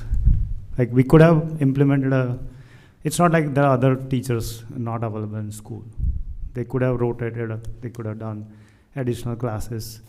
But still, my daughter told me yesterday, they have taught half chapter. And all the substitute teachers, whoever comes, they're giving them same repetitive work. Students are not excused, they still have to attend the school. And I think one of the students might be even better option to teach other than these substitute teachers. So I'm not sure, we're not kids here. I mean, this kind of delay is not acceptable. I don't know why. Probably I'm going to get one more update, similar reason. We're trying, we're doing, but when is the date we're going to have a teacher? So. Yeah, I mean, in terms of details, the reason you're getting the type of update you're getting is because we're dealing with a personnel issue. I can tell you that we are cycling teachers through as another additional support. We started that again this week. They're gathering information, gathering data, and we will be prepared to support the students as soon as things get back to normal. And that's as vague, but as detailed as I can be in this situation. I know it's not the answer you want to hear. There is no date. It's a dynamic situation. It's a unique situation. We've been managing it to the best of our ability in terms of the information we get that changes day to day and week to week, which is why it's been handled the way it's been handled. I've read and I've been engaged with Dr. Higgins in terms of his replies. I've replied as well, and like I said, we're managing this to the best of our ability. It's a unique situation. But at the same time, we understand the impact that it's having on the students, and so there is a sense of urgency. As much as we can tell you about the personnel matter, which is not much, there is a sense of urgency to get things back to normal as quickly as possible. We are working on it behind the scenes. We're sorry that we can't provide you with much more clarity on it, but please know that we are working on this to try and get things back to normalcy as quickly as possible, and we're hopeful that that will happen rather soon. Yeah, I heard that in November as well. So we are already 1 month after that. So what's the consequences? Tell me, if this keeps going on for after 2 months, what are we planning to do? Kids are supposed to drop the subject? Are we going to tell all the colleges where we are saying, we have taken an AP class, we could not finish the class, or we probably have a bad grade because our school gave us a hope that we will have a teacher? Allow students to even self-study, worst case. I mean, what kind of they're not able to, they're not excused from classes. They're given, their substitute teachers are showing up. They're also rotating. They have no clue. They're just giving same homework or similar, and they have to actually finish the work too. It's a waste of time. I mean, by this time, I think one of us could have studied the subject and probably started teaching. I mean, can you not learn one chapter in 2 months as an adult? We can. Right? Sir, I have to stop you because your 4 minutes are up. Thank you. My 4 months are actually gone, right? Almost 4 months. We're at 4 months. And we don't have a teacher.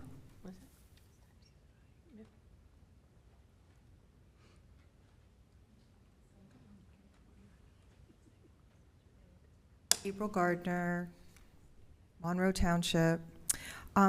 I was going to go home, and then I heard mention I believe, the online Oprah request, right?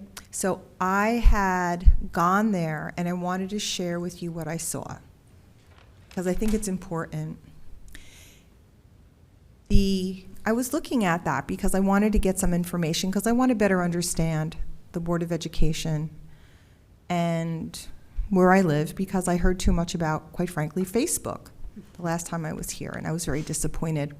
So I went on there, and it was very interesting, because in August, when there was the open seat, I believe it was August, I remember being with my mom and saying maybe I should call up, because I have a lot of knowledge about education. I have 10 certs from the state of New Jersey, so I kind of understand what goes on in a school. And when I looked at that, I noticed that the resumes that were sent to apply for that, to be interviewed, to serve for that interim, the opening, which the lovely lady just gave, her little speech goodbye, they're there in entirety. And I don't think that anyone who went forward with good, faith, and they sent in these resumes, and I was like, what is this? All of this personal information, things, quite frankly, that should be redacted about someone, are right on the Oprah. So say you went on AppleTrack to apply to be a teacher, right? And you give everything out.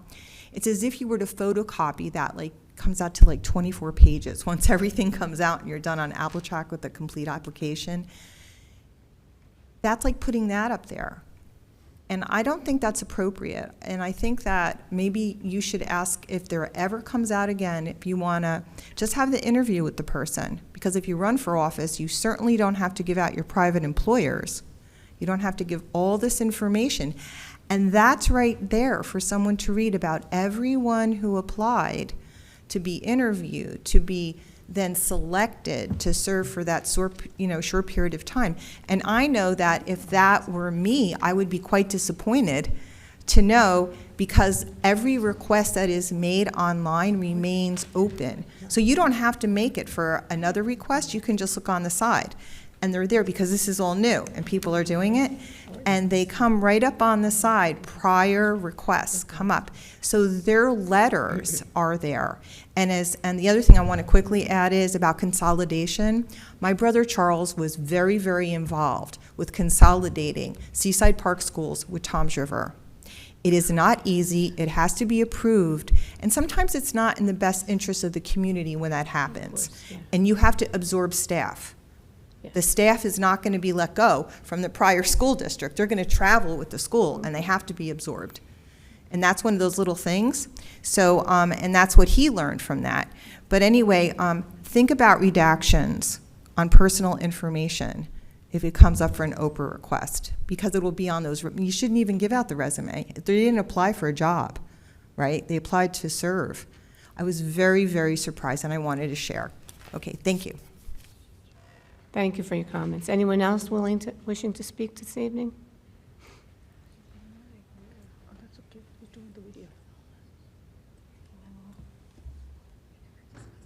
Hello, my name is Robbie McGuire. I'm from Monroe Township. I was just wondering, I am working on a project through a college class that the high school offers called EntreX.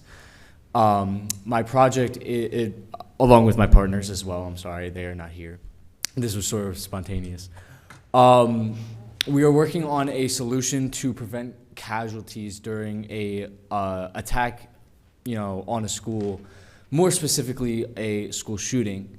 And so our product that we have right now is a version of a bulletproof desk that you can efficiently combine together to make a barrier, and also combine together to build a barrier on the door frame so that it blocks anybody from coming in. That's just the base idea, to give you guys an idea of what we're working on right now. We do have a good amount of time on this, but I just wanted some feedback on, and the board's opinions on, if that would be something that, if it were a product, it were affordable, and it was practical to implement into a school, would our school district be interested in what's the word, investing into it. Investigate. You want me to take it?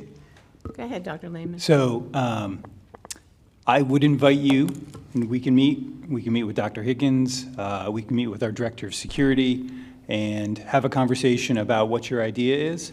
You know, we certainly could give you feedback from our perspective as the district leadership and from our perspective in terms of how we view security. We're not going to share any of our security protocols or any of the unique things we may have in place to prevent or support us in managing a situation like that. But we can certainly give you some feedback, just broad feedback and general feedback from a lens. I don't know if the board specifically has feedback on that. Typically, the way the process would work is we would evaluate safety tools. We would bring them to a committee, have them review that, share the process we went through, and then the board would take action in terms of supporting that purchase or supporting that program. And that's kind of the role and the way that the operations work. I think your starting point would be reach out to me. Since at the high school, we can certainly loop in Dr. Higgins and Mr. Christofoli as our Director of Security. And we'd love to meet with your group. We can certainly give you some feedback. We also have experience with seeing other types of interventions and creative ideas. And I mean, you see the Velcro we have on the doors, and that's, an efficient way for us to, all the doors are locked, and we can, instead of having people stationed by doors with keys, that in a situation they fumble with their keys and try and lock the door, everything is locked. We just pull that Velcro efficiently, and the origin of that idea could have been a student somewhere, right? Mm-hmm. So we'd love to hear that. We can certainly give you some feedback. I appreciate that. I just want to say, I like the word affordable and safety and security, because that's what I went to with Middlesex County, and it was on safety for 2 districts, South Plainfield and Woodbridge. They have the metal detectors in their schools, and it looks like the TSA at the airport. All the children have to come in, the students have to put their book bags on the conveyor belt, and if they're caught with anything, they try to get through it with vaping. A lot of the vape stuff was caught right in the beginning, and they had a pile of it.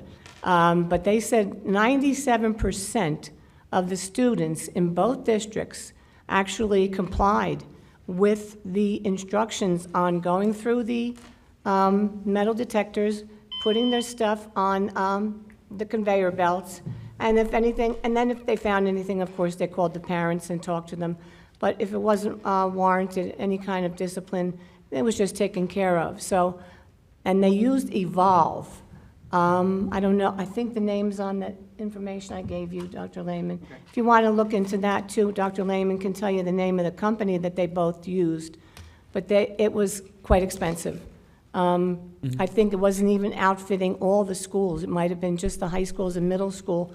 It was like $295,000, which is in that PowerPoint. Yeah, no. So I liked your word affordable, because nobody's safe.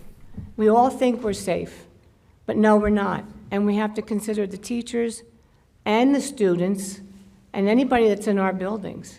So that's great. Great ideas. I loved all what you said. So meeting with Dr. Lehman sounds wonderful. So keep up the good work. I really appreciate that. And yeah, when this idea, I know my time was up, I'll be quick. When this idea was formed, one of our first goals was how can we make this very affordable so that it won't impact the school's budget too much, depending on whatever district wants to invest in it, whether it's a district like this where we have a good amount of money, or a smaller district where they won't have as much funding. And the other thing is we want it to be something that can be implemented seamlessly. Yeah. So metal detectors, they're very efficient and very good, well working, but it's very obvious that they're there, and it makes it feel like less of a school.